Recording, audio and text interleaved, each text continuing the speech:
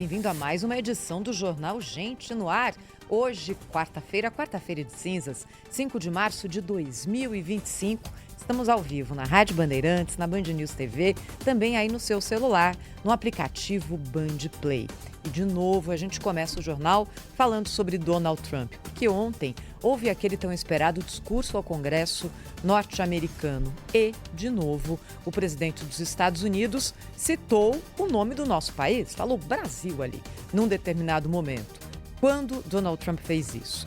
Ele disse o seguinte, aspas, outros países usaram tarifas contra nós por décadas e agora é a nossa vez de começar a usá-las contra eles. União Europeia, China, Brasil, Índia, México e Canadá e diversas outras nações cobram tarifas tremendamente mais altas do que cobramos deles. É injusto, disse o presidente Donald Trump num longo discurso, que teve muito mais coisa. Já a gente vai falar sobre isso aqui no Jornal Gente.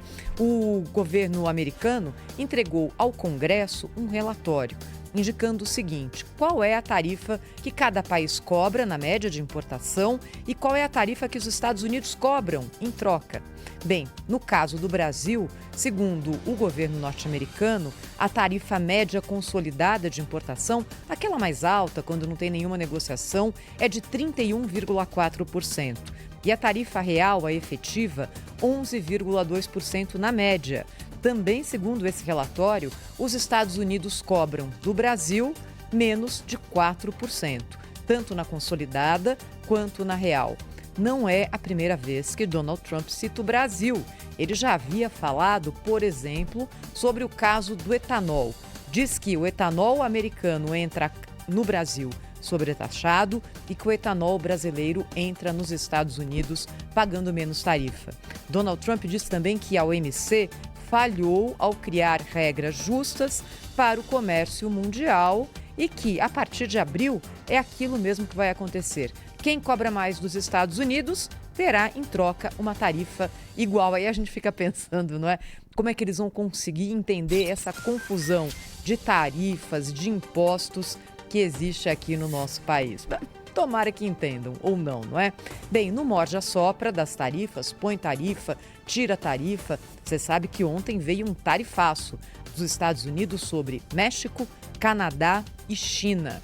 O secretário de Comércio dos Estados Unidos, Howard Lutnick, coube a ele assoprar no morde-a-sopra.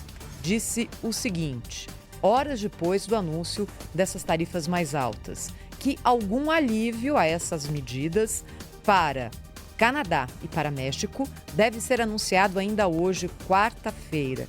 Citou a expressão meio do caminho, não em suspensão, dizendo o seguinte, talvez isso que foi colocado, 25%, seja baixado para um outro tipo de número. Vamos aguardar. O fato é que o interesse mesmo dos Estados Unidos é a guerra comercial com a China. Os outros países estão entrando ali de forma periférica. E que, no fim das contas, Donald Trump deve estar se divertindo muito com toda essa confusão que ele está causando no comércio internacional.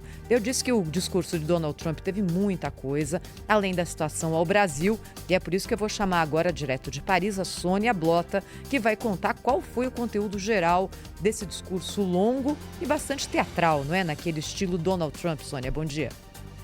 Exatamente, Thaís, exatamente no estilo Donald Trump. Um bom dia a você, ao Cláudio, ao Pedro, a todos que acompanham nossa audiência no Jornal Gente, nesta quarta-feira de cinzas, 1h40, isso mesmo. Foi o mais longo discurso de um presidente no Congresso americano, pelo menos nos últimos tempos. Tudo transmitido no que nós chamamos de horário nobre dos Estados Unidos, fazendo a Europa ficar acordada 3 horas da manhã por aqui. Um discurso em que Trump voltou com todas as suas bandeiras de campanha, enfatizando que a América está de volta. Além das tarifas, que a Thaís já explicou, Trump atacou também a política de imigração do governo Biden, dizendo que os democratas criaram um país com fronteiras abertas, levando imigrantes criminosos a se estabelecerem no país. O presidente exaltou suas medidas contra a comunidade trans, enfatizando que só existem 2 gêneros, masculino e feminino. Trump elogiou o bilionário Elon Musk e as iniciativas de cortes radicais nos cofres públicos e disse também que a época dos burocratas não eleitos acabou. Em relação à política externa, ele voltou a ameaçar a tomada do controle do Canal do Panamá e também afirmou que a Groenlândia, que é um território da Dinamarca, de uma maneira ou de outra será tomada pelos Estados Unidos. Simples assim.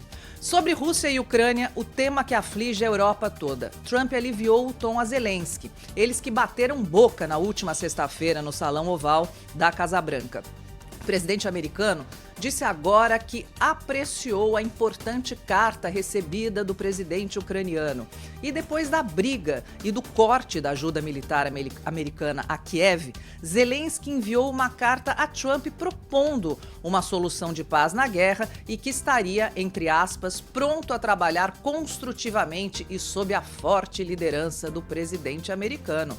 Trump disse também que está em sérias construções de paz com a Rússia e que Moscou está pronta para essa paz. Bem, esse discurso do presidente americano não acalmou em nada o povo europeu, que vê esse episódio com muita apreensão. A Alemanha, por exemplo, já dá como certa a costura de um acordo com a coalizão do novo governo em liberar um montante bilionário fora do orçamento do país para defesa e infraestrutura. Aqui na França, após a população cobrar o presidente da República sobre a situação, sobre todo esse imbróglio, Emmanuel Macron vai fazer um discurso à nação às 8 horas da noite, que é horário nobre aqui na França, e o tema, claro, é a Ucrânia e a defesa da Europa. Então tem muita água para rolar debaixo dessa ponte, gente.